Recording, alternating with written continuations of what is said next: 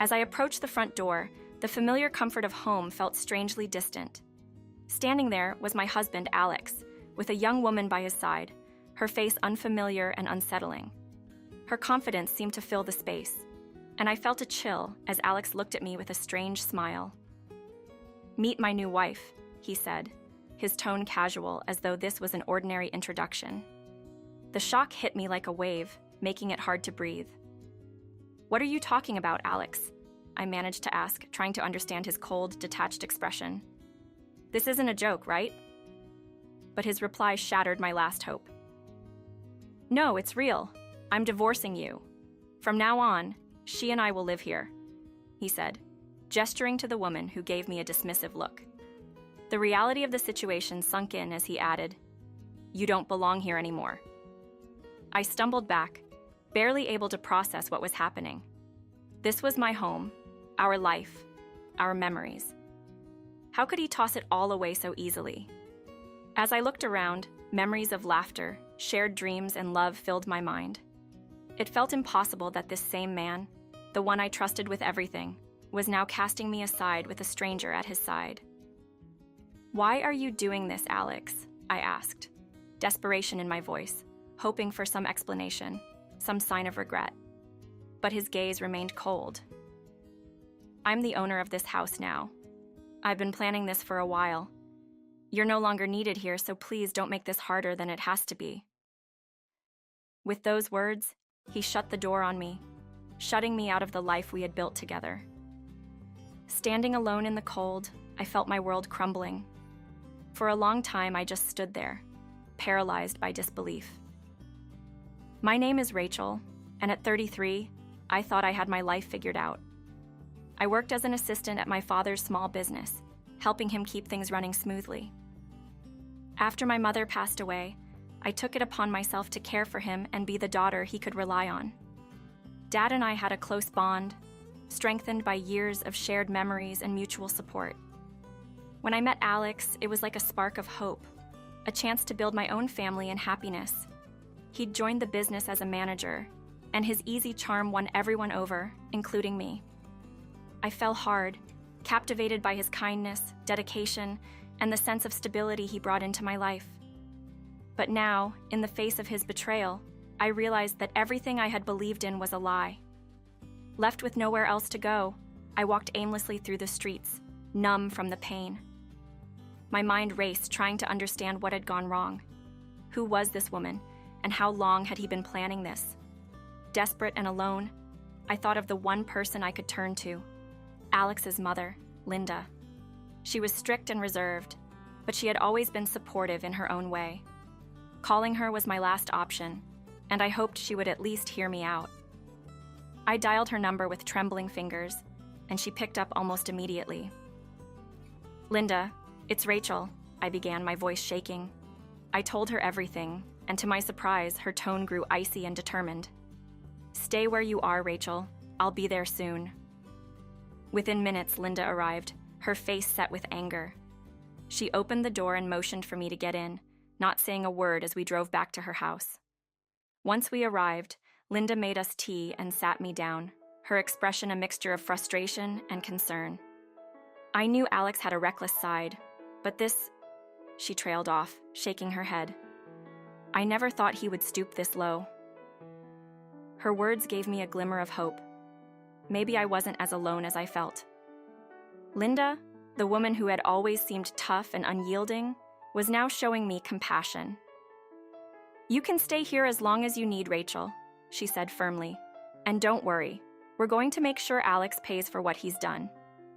Her support brought me some comfort, but I was still grappling with the betrayal, the feeling of being discarded. I knew I couldn't simply accept this. I had to fight back. With Linda's help, I felt a renewed strength, a determination to reclaim what Alex had stolen from me. Over the next few days, Linda and I began to piece together the details of Alex's betrayal. She had connections and resources, and we used them to uncover the depth of his deception.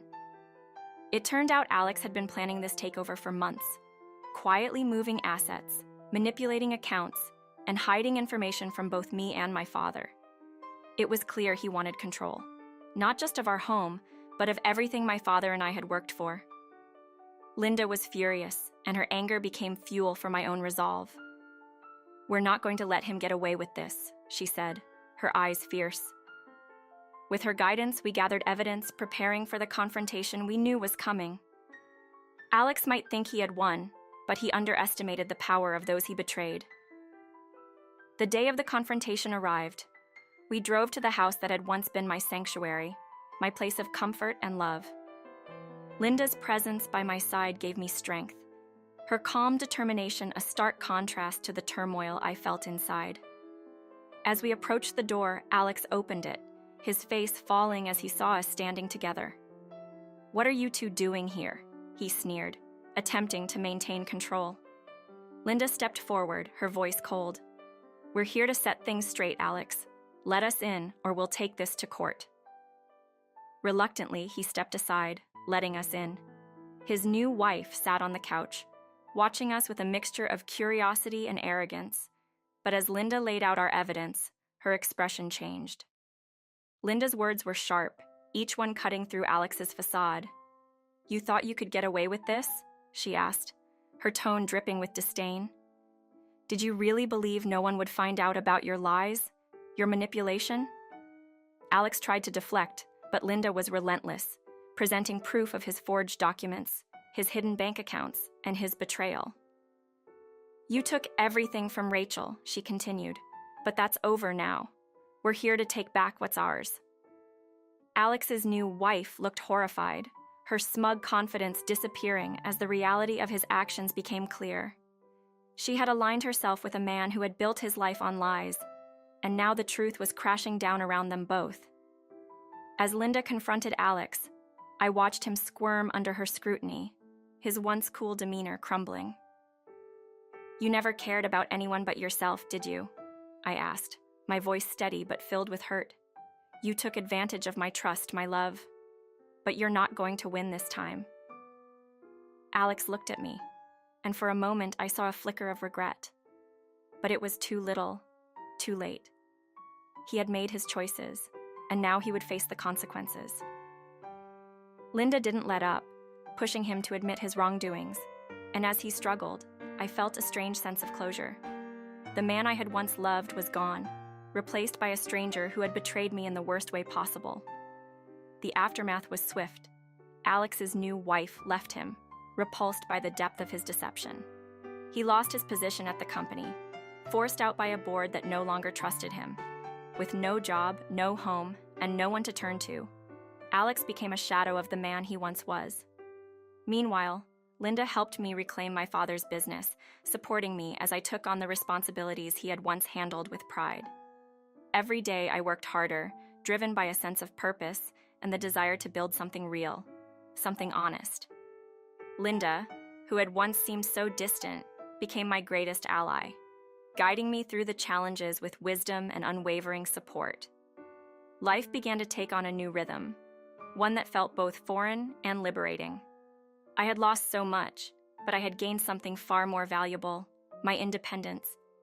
Linda and I grew closer, her strict demeanor softening as we bonded over our shared experiences and resilience.